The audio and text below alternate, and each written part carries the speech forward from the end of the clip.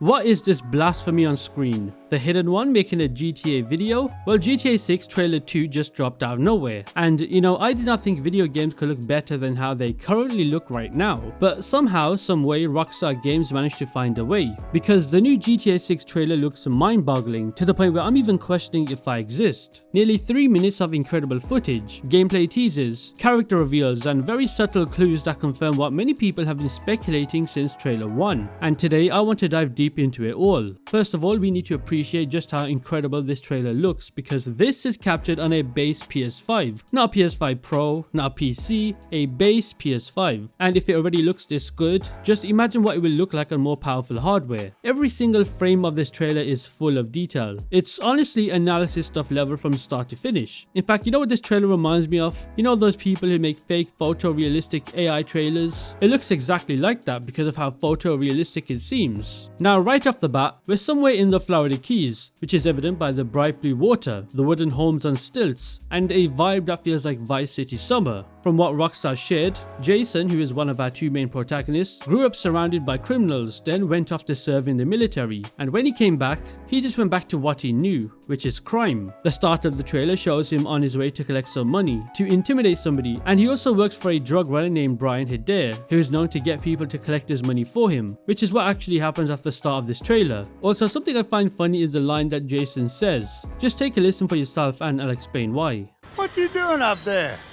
I'm just fixing some leaks. Fixing the leaks. That's clearly humor from Rockstar, obviously referencing the leak situation that happened with GTA 6 years ago, which did in fact fuck up a lot of their pre-release. So I do like the little line that they threw in. Also, can we note the reflections in the puddle down below and just the exterior detail and how insane it is? If the game releases looking like this and they don't downscale anything, then I will be beyond impressed. Also, one thing you should take note is Jason's beard, because in these scenes they do change the length. So this of course could imply the beard growth mechanic from Red Dead Redemption 2 is making a return, and it would only make sense if it did. I just cannot see Rockstar Games not bringing this feature back. We do get a great look at what type of character Jason is. He gives off a mix of a womanizer and a menace, kind of like a modern day Tommy Vercetti that meets Trevor. I mean, throughout the start of the trailer, we see and hear women clearly fancy him. Also, goddamn, my guy is absolutely shredded. Then we are on the highway heading north into Vice City, and you know what, these shots right here are so Florida. And as somebody that went to Miami just a few years ago, Rockstar Games nailed the vibe of it. Funnily enough, I did in fact see a jet ski being hauled by a truck in real life,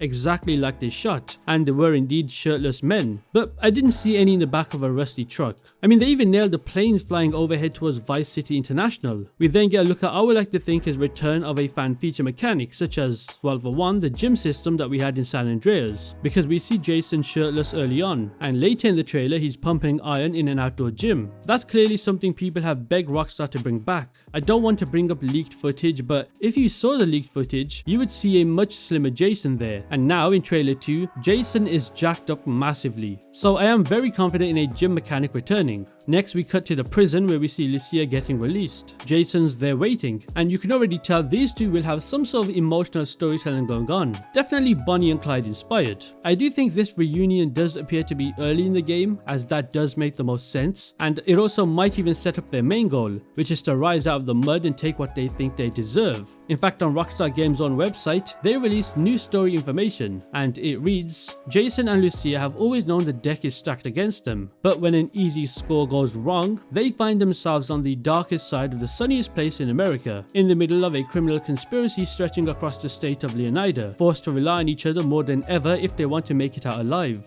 So again, I can already tell that there's going to be a very strong focus on these two connecting with each other, and maybe an emotional phase will happen. Lucia's backstory is just as, rough as Jason's. Lucia learned how to fight almost as soon as she could walk, thanks to her father. She ended up in Leonida Penitentiary for trying to protect her family. I'm pretty sure we're going to explore that backstory in the game when it releases. I do want to touch on world building, because Rockstar Games world building is next level. I do think in terms of, little details and immersive touches, I don't think think there's going to be a game that beats Grand Theft Auto 6 in that regard. In fact, the only company or studio I see beating them in that regard is themselves with GTA 7 like 15 years later. This is an entire state with swamps, beaches, cities and small towns. And do note that the trailer only gave us glimpses of areas such as the Leonida Keys, which is kind of tropical, chill and probably hiding all kinds of criminal activity. It's also where Jason is at the start of the trailer. There's Ambrosia, an industrial zone where sugar factories and biker gangs keep things running. There's Port Gellhorn,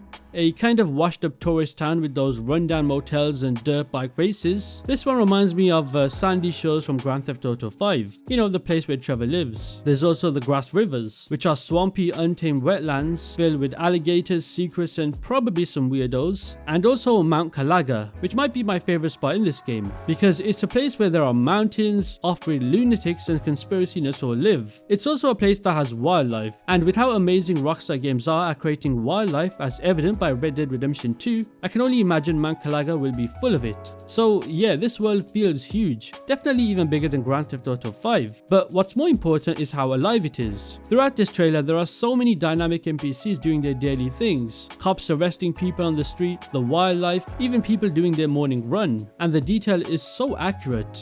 Now, of course, Rockstar did not show direct gameplay, but there are tons of hints. You've got store robberies making a return in classic GTA style as expected. I mean, Jason straight up slaps the weed shop owner in the face and grabs the cash. We also see community service missions, high-speed chases, escapes on jet skis, and even a scene that looks like a full-blown bank heist gone wrong. And when it comes to weapons, the trailer does give us a good look into that. We see an MP5, a grenade launcher, a full wall of firearms that fills ammunition shop, so it does seem like a teaser for what to expect, because as you know, if you play GTA 5, ammunition is where you buy your weapons. So it does look like GTA 6 might have the biggest weapon selection in the series. Also, can somebody explain to me the context of this Avengers / Fast and Furious looking ass scene? Why is Lucia beating the shit out of somebody in a plane high up in the sky? There's also a very quick moment where Lucia is fighting in what looks like an underground kickboxing match, so we might be getting fighting styles or a Fight Club type activity again, just like San Andreas. And speaking of San Andreas, I mentioned earlier about the gym concept, and Jason's body changes throughout the trailer. That suggests weight gain and weight loss and muscle building could be back. Again, the leaked footage from years ago shows a much slimmer Jason, so I do think this is a possibility. Now let's talk about side characters, because Rockstar already introduced a cast of them. Now, not all of them of course, but I do think these are the main ones. There's a man named Brian Hedare, who's a smuggler from the old days, now running drugs out of his boatyard with his third wife. He's Jason's boss. Well, sort of. Jason lives rent-free in his place and has to run errands and collect debts. This is what we saw at the start of the trailer. There's Cal Hampton, who is Jason's paranoid beer-loving friend who snoops on Coast Guard radio channels and hides from the world. He reminds me so much of Lester from GTA 5 and feels like that person who just never leaves his house. There's Booby Eek,